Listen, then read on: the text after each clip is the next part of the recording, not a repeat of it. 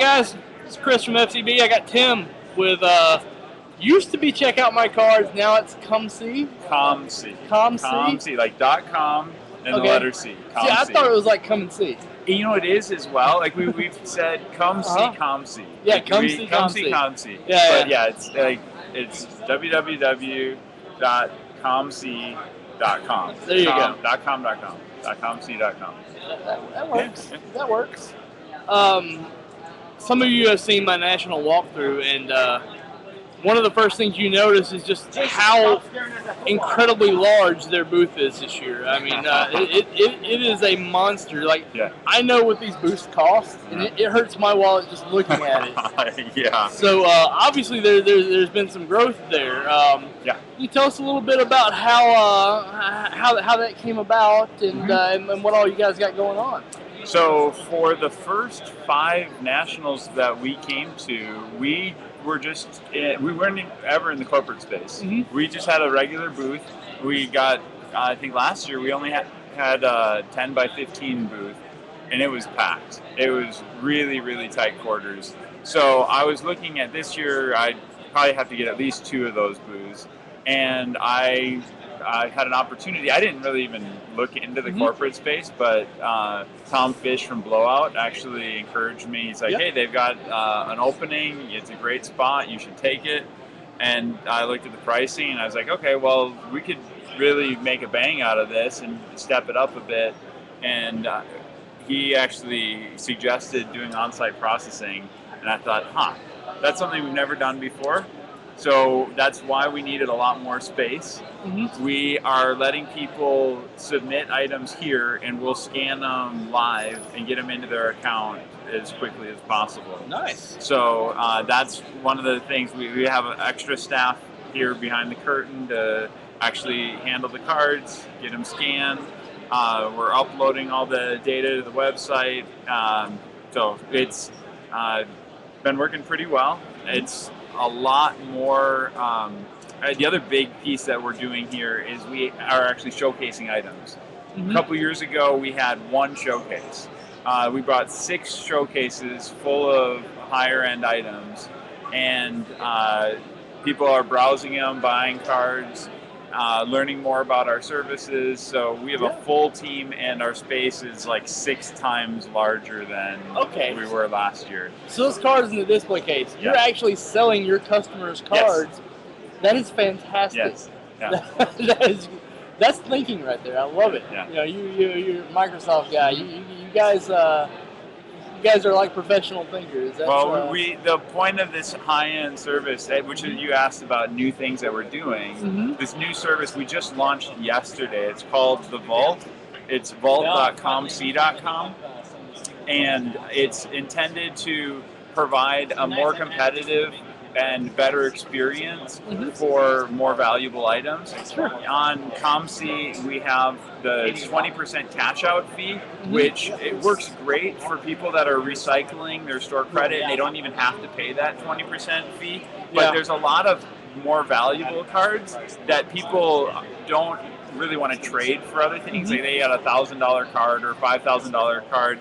They actually expect they're just going to cash out. So they see the 20% and they think, okay, that's a 20% fee. I can't do that. So we added this other service, which has some other value adds as well, but it's only 10% fee structure.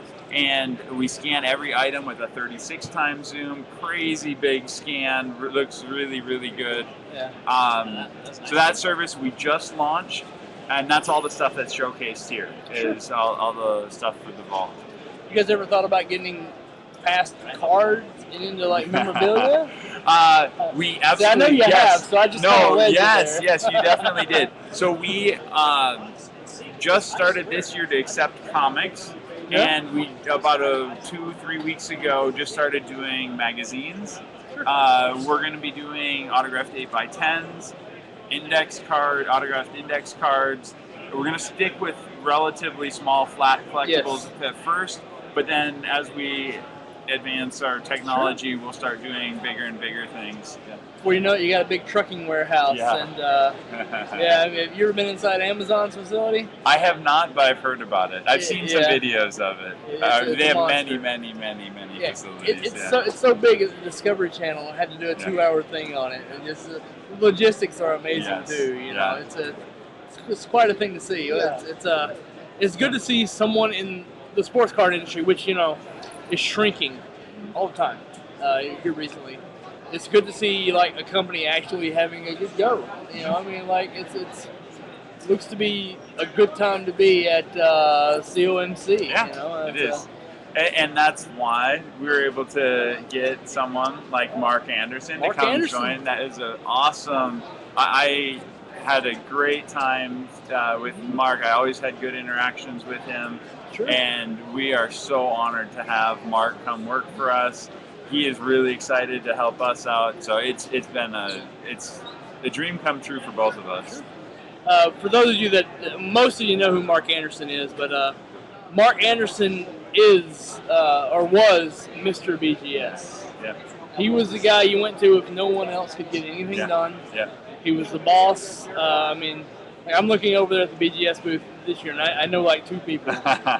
And but Mark was one of the guys that just kind of held everything together. Yeah. And I hope BGS can. He's a hard guy to replace. Yeah, he So, is going to be a hard person to replace. What's he doing at Convetion? So his out my card. title is seller advocate, and the focus initially is on services that can provide additional value for our sellers. So he actually pioneered the relationship with BGS and ComC Yes. to begin with, which is allowing people to more easily get their items graded. He's also going to be looking for other things like what's the which items you have that should be graded, or possibly help you go through collections and provide a service. Actually, he's doing this at the booth as we speak. A lady came with her son's collection. Some of the items were not worth listing, but some of the items were amazing. Really, really good items, manels, like some comic books that are $1,000 comic books, and he's helping her go through that and get the best value and say, okay, this stuff should get graded, this stuff should use these other services. We're just getting started there. He's going to help develop relationships with other companies. He's got a lot of ins, a lot of people that he knows. So we're going to be able to start doing some interesting things with other companies. That we're barely starting relationships, and he's already got long-term relationships. Yeah, and you see, we got our chat room right here. Yeah. The first comment is says, the reason I won't send cards to CMC is the 20% cash out. Yeah. I'm gonna head back to the meeting. What I would say about that is there's going to be a fee to sell your cards. Yeah. No matter where you go, there's going to be a fee. Right. Unless you're just using a forum, there's going to be a fee. eBay charges, everybody charges. Yeah. So that we have now a 10%. So if you don't like 20%, you can use our vault service, and it's only 10%. And the other thing about the 20% that's a little deceiving is you don't get charged that when you sell an item. You can actually go buy other items, and you can avoid that fee completely. So more than half the time, people recycle their store credit. Yeah. And it's actually on average per sale much less than 10% even on ComC that we're currently collecting. Sure. Yeah. I mean, my experience with ComC is as a buyer, and the reason I don't sell is because I like to have cards in hand. Yeah. But I love it for buying, and the reason I do, and I think I've told you this before, is because the seller cannot screw you. Yes. It is out of its hand, and if the guy goes nuts and gets on Sports Center and the cards go nuts, it does not matter. Yeah. You know, that protection as a buyer is what I like. But if I were selling things that would work well on ComC, which is bulk stuff, bulk autographs, stuff that I didn't want to have in hand, I would definitely use it. I mean, 20% would not. A 20% cash out wouldn't stop me. Well, the thing is, you have things that you want to buy. Yeah. So you can just forget the cash out altogether. Yeah. And all you think about is, I have stuff on hand that I don't really want to do the work to sell. And I can just put it there, and it manufactures money for me to go get the other items that I want. Yeah. And you're basically just trading. You're paying a little listing fee and a little shipping fee, and you can completely wipe out the 20%. Well, I keep about $50 loaded in my account at all times, just in case. Yeah. Just in case. I'll go looking for a car like Todd Cunningham. Todd's from my neck of the woods, Atlanta Braves. They just called him up last night and said, I don't have enough Todd Cunningham cars.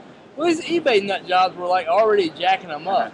So I just went to ComC and bought some there just because it was less hassle. Yeah.